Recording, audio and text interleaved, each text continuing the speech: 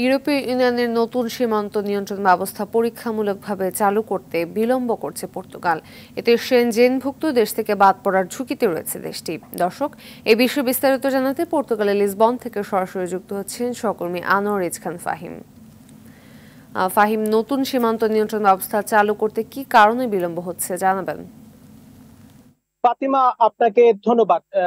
মূলত হচ্ছে Shenzhen Luxembourg, ইউরোপের দেশ লুক্সেমবার্গের সেনজেন শহরে 1985 সালে সেনজেন চুক্তি বাস্তবায়িত হয় এবং সেনজেন চুক্তির যে দেশগুলো রয়েছে সেই দেশগুলোকে মিলিয়ে সেনজেন এলাকা ঘোষণা করা হয় এবং 1986 সালে পর্তুগাল সেনজেন ভুক্ত দেশে আওতাধীন আসে।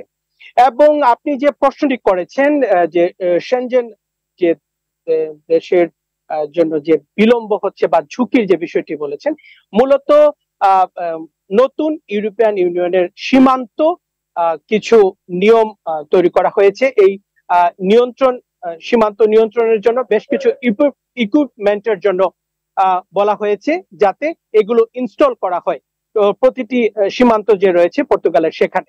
এবং পর্তুগালে গত মার্চ মাসে 25 মিলিয়ন ইউরো এই খাতে বাজেট অনুমোদিত হয়েছে ইতোমধ্যে, কিন্তু এই যে ইকুইপমেন্টের জন্য দরপত্র এখন পর্যন্ত চালু করা হয়নি, এর জন্য বিলম্বটি হচ্ছে।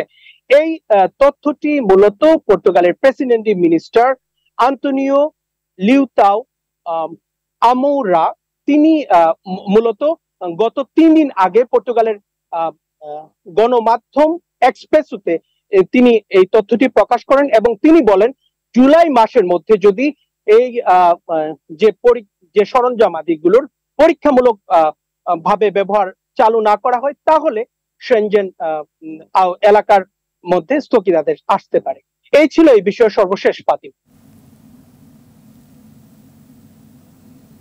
ধন্যবাদ।